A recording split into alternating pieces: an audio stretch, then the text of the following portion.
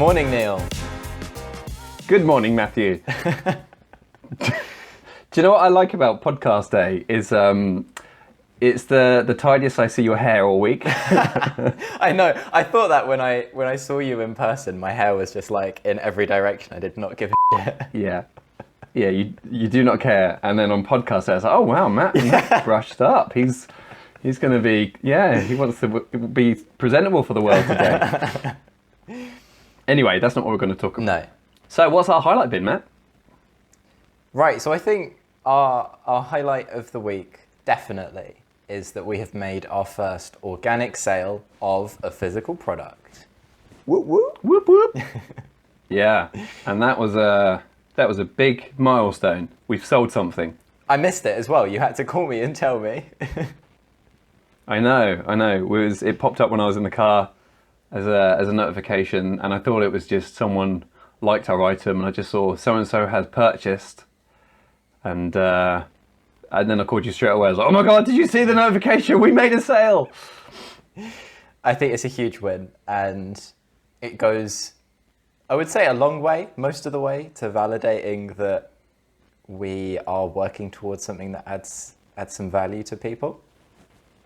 Yep. I should probably say that we sold the IKEA Kallax drawer insert that we've made that turns the standard cube cubbyhole into a set of drawers for smaller items that don't store very well in the buckets that you get that go in there. And we saw a need that there's a better way to use that storage space that you can't get anywhere else. So we've made a set of drawers that flat packs that we manufacture ourselves, and someone wanted them enough to buy a set. So first sale in the bank. Yeah, I think you've actually undersold it a little bit there, because the design, the optimization, almost the engineering that's gone into making this thing, it's tool free. You don't need a hammer, a screwdriver, any power tools or equipment. It's glue free, and it relies on some very carefully toleranced, well-engineered clips and laser cut bits of wood. It means that you can just push this thing together. We've designed these instructions so that they're maybe even a little bit fun to follow. It's been a mad rush this week. I think we've got so much done that just talking about one product doesn't seem to do the week justice. I think highlight definitely making that sale, but so much has gone on this week. So should we try and crack on through some of the other things that have happened? Yes, let's talk about all the emotional roller coasters that we've had starting from Monday and where we've got to today. Yeah. So we had a call first thing on Monday, like we do every week. Yep.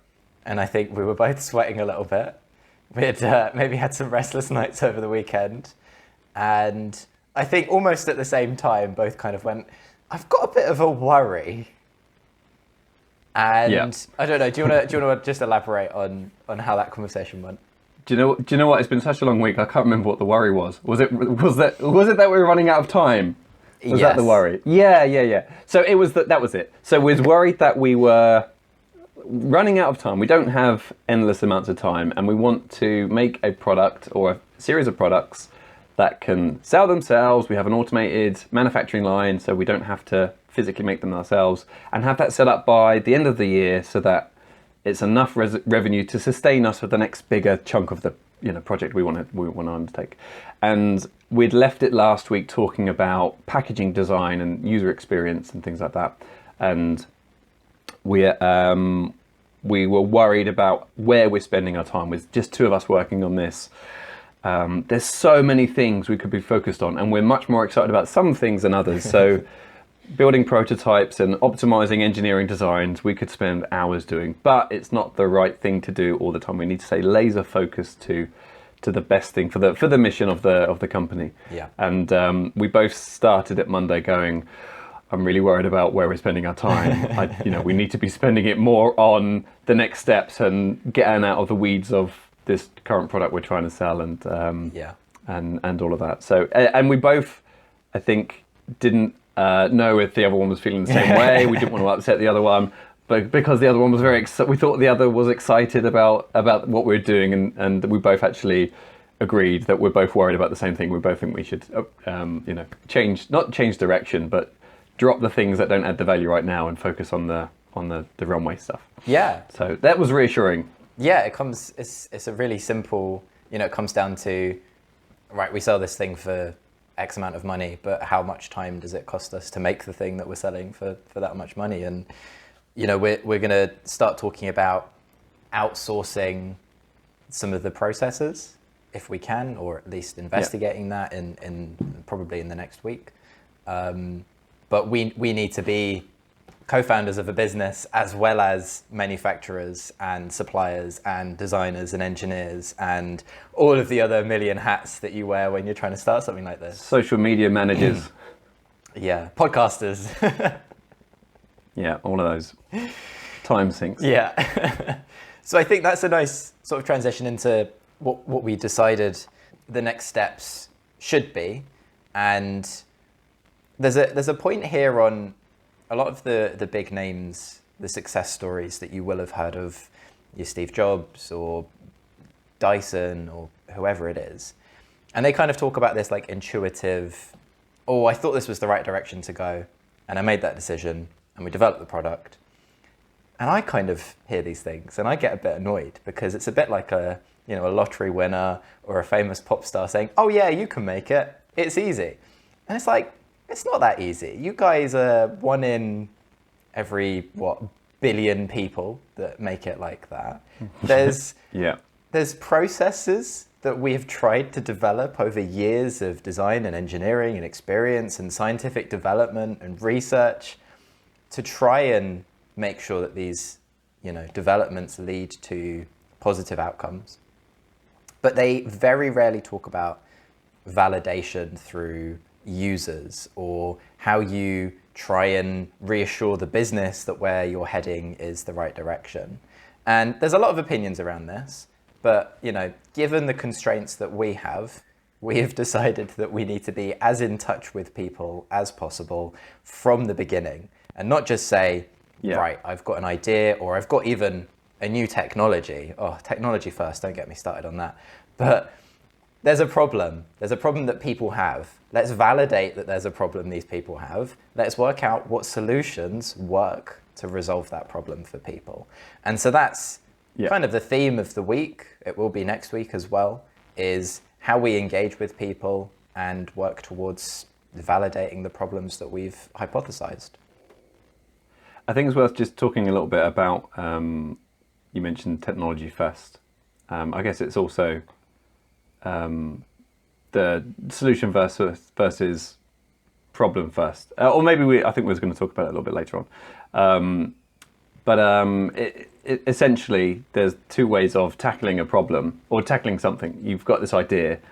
I've got this technology. It could work here. Then you've come up with a solution. You're trying to find a problem that it can solve, and that's a solution first approach. You've come up with this, jet-powered roller skates, and it can be used for people who need to deliver pizzas really fast, and there's no road. You sort of try and wedge it into somewhere. But if you've got a problem first approach, you look at the problem, and you're not set on the type of technology you're going to use. You look broadly about all the different ways to solve it, so that you're actually solving a problem for people, and you're not stuck on one particular solution. You can solve it with any number of ways. You've got that freedom. So that's both do work. You've got to think of like the iPhone. People didn't know they had a problem there, but they just said, I'll get this idea for the technology. And it does work, but it's much rarer than the other way, where you address people's problems and solve their problems for them first. Yeah, and I think there are instances again where also technology first works. I'll come back to Dyson. Like the Cyclone was obviously the right solution for bagless vacuum cleaners, but you have to have the problem in the first place for this to be a product that works. And so, there's always two sides to the story that we're talking about. But I think, generally speaking, the biggest trap that businesses can fall into is being technology first or being solution first, and you end up looking for all of these places that you can try and pigeonhole a solution that you've already worked on, and you've got all of this effort and this capital and this time spent on something that actually doesn't really fit anywhere because you haven't understood the problem first. Yeah. We also tested we tested a unit, the shelving unit that we sold. We were, I think, in the process of writing the instructions when we had Neil's family member that was able to test them. So we were able to test the instructions before we sent out our first sale, all in the space of a day. It's been a mega week. I'm going to keep saying that. It's been hectic. But do you want to talk us through some of the learning, what it was like watching someone build something that you've designed? Yeah, so it was it's hard not to get annoyed when they're not doing it right. When you're an engineer and you've engineered this thing to go together this certain way, and they're not doing it how you want them to do it, but you've got to remember they're the user. So if they're not doing it right, you've designed it wrong.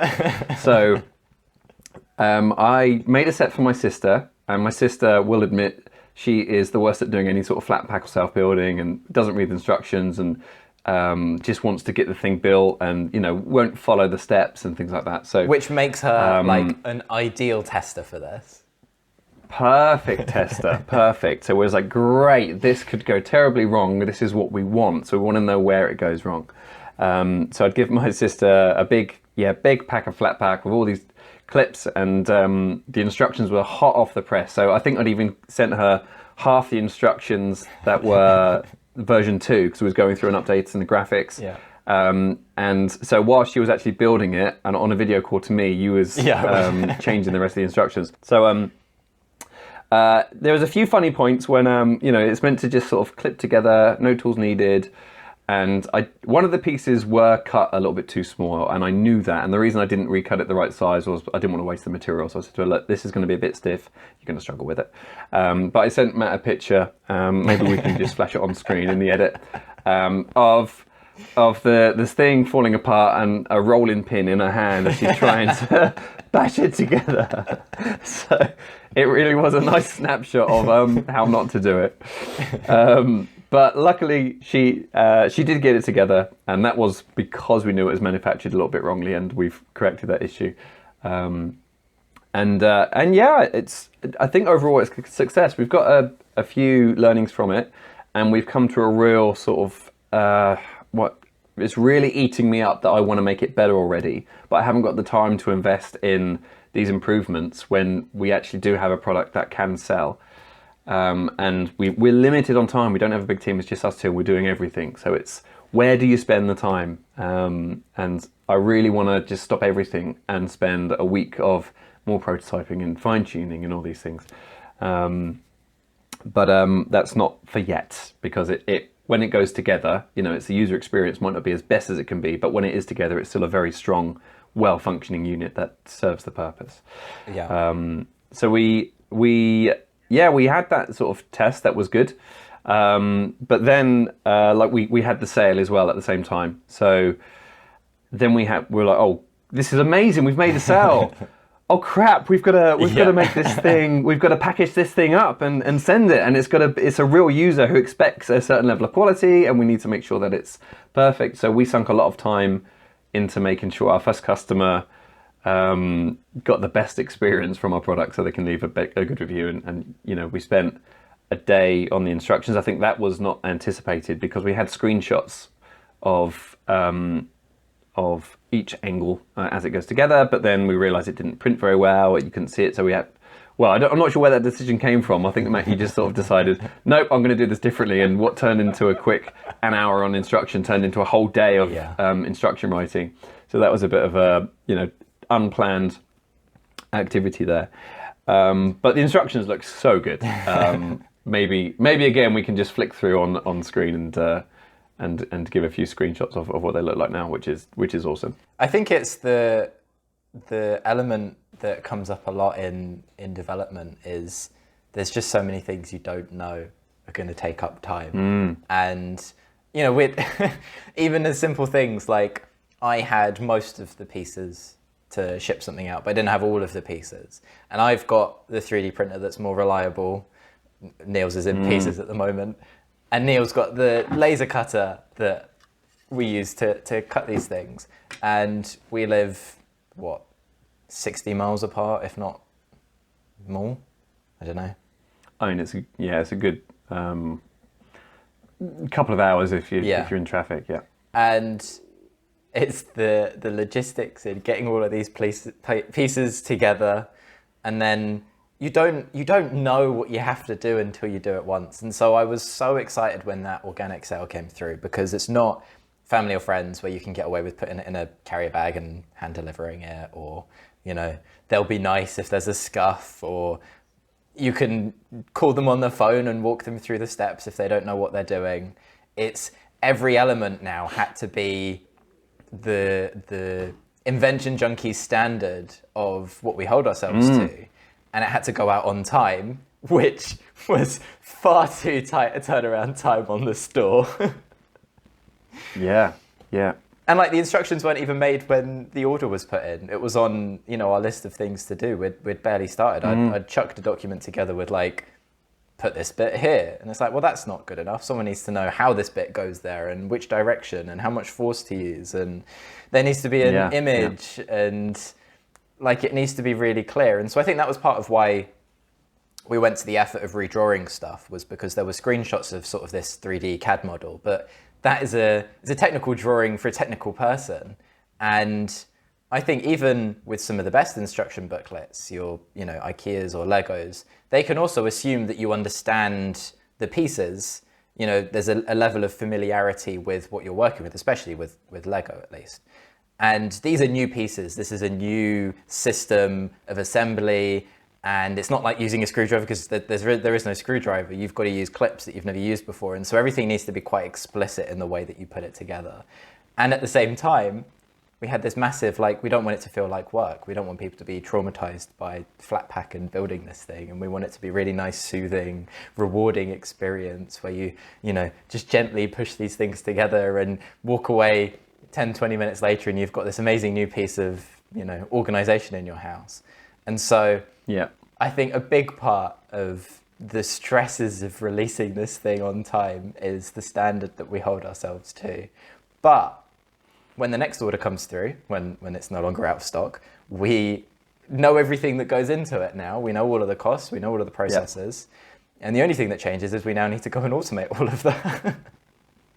Yeah, that's it. I mean, you subtly mentioned there when it's not out of stock, and that's because our our Etsy store, we put a stock level that's now out of stock, and we haven't changed that because I think we're having a bit of a breather.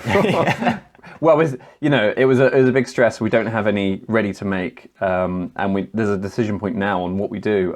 Ideally, we should make some more, spend some time manufacturing, and have them boxed up ready to send. But at the same time, do we look into spend that time in trying to find suppliers that can do it for us? We don't know how much that's going to cost, how much it affects the price. So there's lots of variables that we need to figure out. But the main thing is we should ideally be allowing more sales to come through, because that's what keeps us going. So that's next week's problem, I think. Yeah, it's the art of margins. I think if we were selling them for hundreds of pounds or thousands of pounds, then you can spend the time making it. But at the moment, the balance isn't quite right for us to spend our time making these things, given the price point that we sell them at. Should we talk? Oh, go on. I was going to say, should we talk about some feel-good moments that happened this week, and the importance of involving other people in the process? This isn't just about engaging with users, but it's about the struggles of starting a business, of co-founding something new. And I think it's, at least from what we've experienced so far, been incredibly positive and heartwarming, and just makes you all cozy inside when you tell people that you've lost your mind and you're starting a business. Yeah, I mean, it's we've had a lot of support, and I think yesterday both received a lovely gift in the post from the CEO of the startup we used to work from. He sent us a book each with a really nice message that was really encouraging, and it made it all real and made us give us a great boost. So so that was lovely. So Phil, if you're listening, thank you so much. We really appreciate it. The books, and we're going to read them back to back and swap them and share each other's books. So that was good. I think there's also a bit on just talking to other people that you don't realize how much value you can get from other people that you wouldn't expect. So I went around a friend's house at the weekend and was just chatting around what we're doing and what we're taking on. And they're both in teaching and work for exam bodies and, completely different fields, nothing to do with sort of engineering or physical product design. But one of my friends is actually working as a product manager for a body that sells like music exams and things like that. So she had loads of ideas and opinions on the right way to release a product. And after a bit of a chat, has recommended a book, which we can probably link. Yes, the really good idea test book, which we both have a copy of. I've borrowed the copy, and it's really nice because it goes through the right steps to testing an idea. And although there's some bits that we pretty knowledgeable on, there's other areas that we hadn't thought of. But I think the way it's structured, I'm personally finding that it's getting you to write things down that you might think is not really adding much value, but it makes you think about the different types of user and how you're solving that problem for them, the difference between the user and a customer. So for example, if it says these storage drawers for the IKEA unit, it might be that the parent's the customer, they're buying it, but it's the child is the user because they've got all the stuff that they need to store and use better. So how you address it for the parent, how you address it for the child, or the user and the customer and all these other people in it. And there's lots to it. And I think every step of the way you go through, it says, oh, write this out. Identify the risks in this sort of way, and you tend to think, oh, I'm not really sure how this adds much value, and you go through it, and then and then in doing that, it unlocks another thought that you hadn't had before about how another angle that you need to be taking it, or sort of the right questions you need to ask for user testing to actually sort of mitigate risks that might come up, or why someone might not be interested in this sort of thing. So it's good. We're working through it, and that all just came out of just a conversation over a cup of coffee with a friend. That out of the blue, I didn't even think to ask for sort of any sort of help or advice. But there's lots of people out there who's got lots of really good ideas, and it was a really nice reminder that we should be speaking to as many people as we can, because it's all about the connections, right? So I think we are open to advice from all angles. Exactly. Let's make this a bit of a call to action. And if you're listening to us and you've got a thought that you think you can share with us, you've read a book that you thought was worth referencing, then send us a message, get in touch, because we don't just want to hear from you, we need to hear from you. We need as much help as we can get to make this thing work. So we touched briefly on when we were driving, when we called each other, and we was actually meeting in the middle of where we live. We trying to meet up once a week, and to make it fair on travel. Matt, you came to me last week. This week we said we'll meet in the middle, and next week I'll come to you. And in the middle, we found a website that calculates the most central point, because obviously we couldn't just pick a spot; we had to do it accurately, and use a website that to the nearest mile, minute of travel. Yeah, and you can change it by mile or by distance and time. And we turns out Farnham, lovely sunny Farnham, is the middle point between us. So we found a coffee shop. So we found our new. Yeah, we found our new headquarters. Yep. A glamorous open space. It's got amenities on site, coffee facilities, eating facilities, plenty of seating, free parking. Yeah, and there's if you need to refuel, the local river. Yeah. Petrol station. Yeah, it's on some really sort of main roads, so if you need, easy to get to. This is, of course, the Farnham service station that has a Starbucks. Yeah, and that it was. It worked okay. We managed to put our heads together. We worked through these user testing scenarios that we're working through the book. It was a horrible day. It was pouring with rain, which didn't really help things. It was miserable. Yep. And you were still recovering from your latest flu. Yes, I was. So by the end of the day, I was after the drive and in the rain and the heavy brain work we'd done. Yeah, I was about done.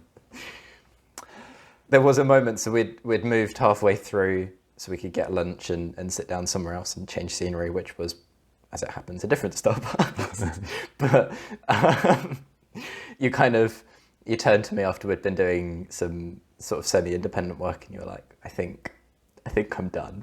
I think you just, there were no reserves of energy left behind those eyes. Yeah. Yeah, that was it for me. But yeah, so I think highlight of meeting in the middle, obviously, is always the sharing of ideas, the fact that we can co-review stuff, work through stuff so much quicker. You can just really crack on with stuff without worrying about all of the extremities that you have to when you're digital or not in person.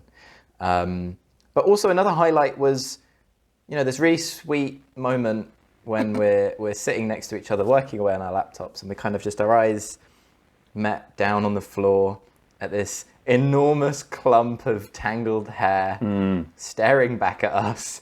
And I think the most disturbing thing is the fact that it looked like it had been ripped from someone's head. There was definitely this. But yeah, so I think it's just, that really heartwarming moment of we're in this as a new business. And we both had the same thought. You said to me, how much to eat it? And I said, I was actually thinking, is it worth making a joke and pretending to eat it? But then, it is still someone's hair that was on the floor. So, yeah, you would have done it for free. I would have done it for free. Luckily, didn't go in on. But this is a really nice segue into our new segment, which is Problem of the Week. So we like to think about the most ridiculous ways to solve problems. If technology wasn't a barrier and we could do anything, and we think it would be nice to talk about how we would solve everyday problems that aren't really, I guess they're first world problems, and what technology could do it. So another call to action: send us your problems if you want us to come up with a solution for them.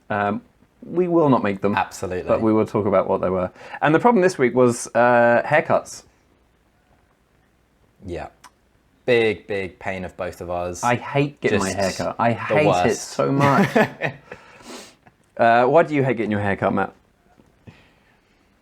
There's a lot of awkward encounters on the road to just getting in the chair. And then you're in the chair and there's this kind of stranger, semi-stranger, maybe it's someone that you regularly see, but you don't really know them, doing stuff to your head. Yeah.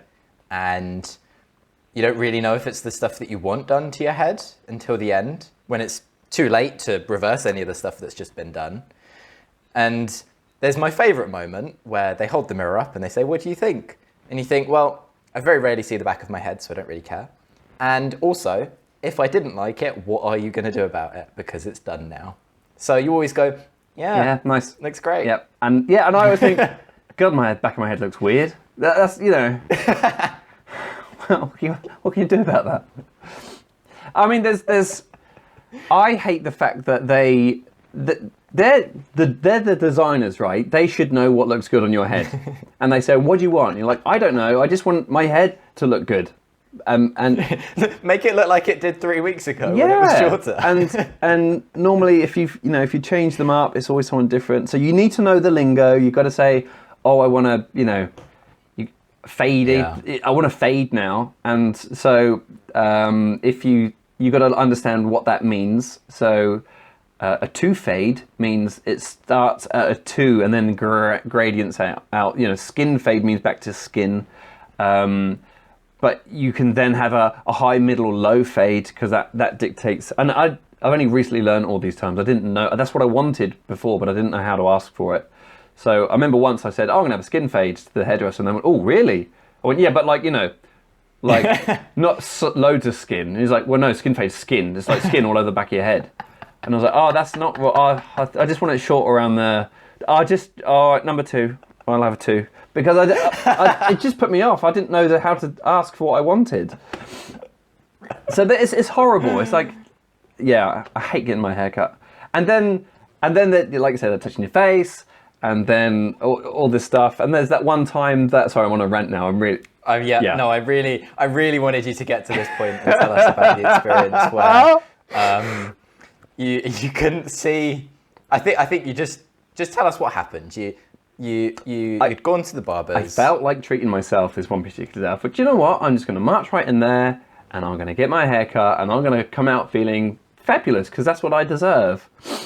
And so I had the works. I even went for a beard trim, and.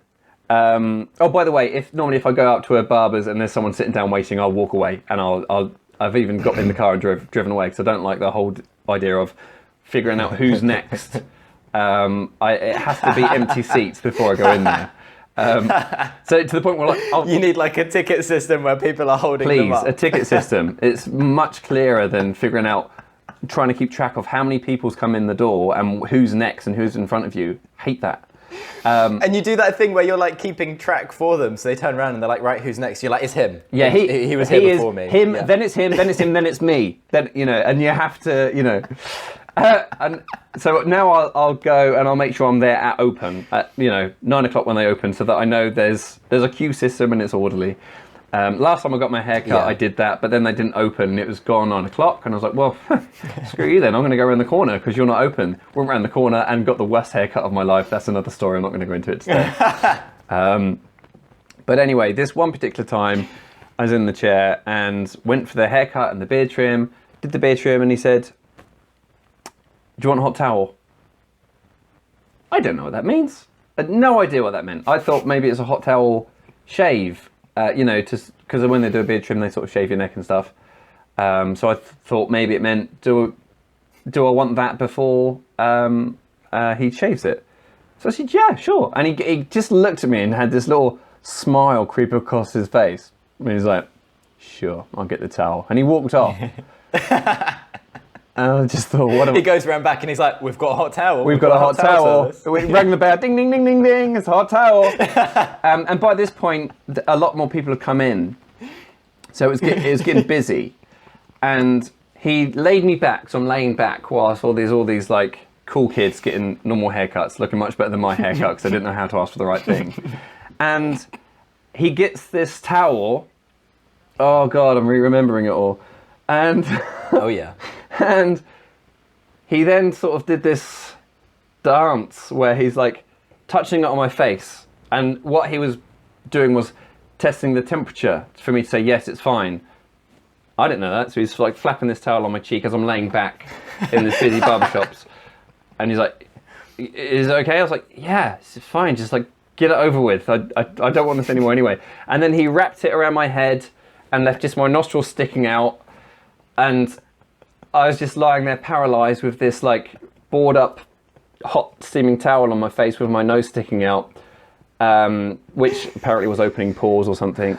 And then he left it there for a bit. And when I come up, everyone was looking at me like, who is this guy coming into just some high street barbers getting this treatment? Then he gave me some moisturizer and is rubbing my face. This man I've never met before was touching my face more than any other person's ever touched my face. More than you've ever touched it. Yep. It was horrible. I hate it. Anyway, that's why we hate hairdressers. So let's talk about the solution to this problem before I before I think too much about it. The Hoover, not the Hoover, the vacuum hair cutter. It's basically a circular cutter, maybe in a small nozzle. And imagine a Hoover handle pipe that's about, 10 millimeters in diameter. And you basically drag this thing over your head, like imagine, like you're bald and you've got one of those shavers to shave your head. And what this thing does is it's sucking your hair up the pipe, and then the blades adjust the height relative to your scalp that they're at, because it knows where it is on the position of your head. So it's a sort of like geo-directional positioning.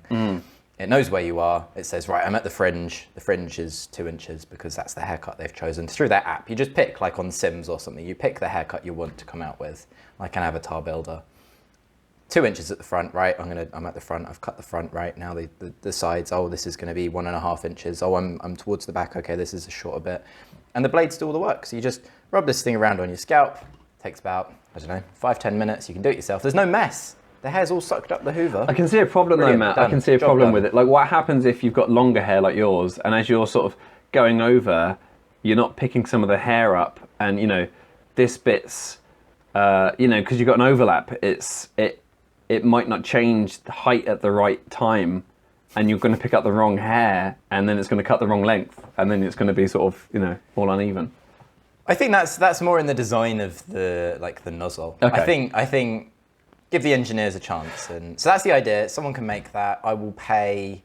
I don't know, how much does a person pay a year on haircuts? I think that's what you could charge. Yeah. Well, there's another option I thought of. Well, actually, there's a guy on YouTube who made one. I think it's during COVID. He was he makes these ridiculous sort of inventions, and it was a robot. Barber basically. So he had a ring that he put his head through, and it was basically clippers that had this sort of motion that went around, and it was on a big ring, and then I forget how he did the top. But the really funny thing about it was that because of the height of where his head came up, it didn't quite get the back, so it actually by design cut a mullet in, so he had like a real longer hair bit at the back, and it missed it. So there's I would, if it worked, if there was a system where you could just put your head in, or even if it's like you hang upside down in these gravity boots. Head in a hole. Yeah. So all your hair's sticking up. And then it's just like you cut the lawn. It's, you know, it just cuts everything. That would be much. I'd buy one of those.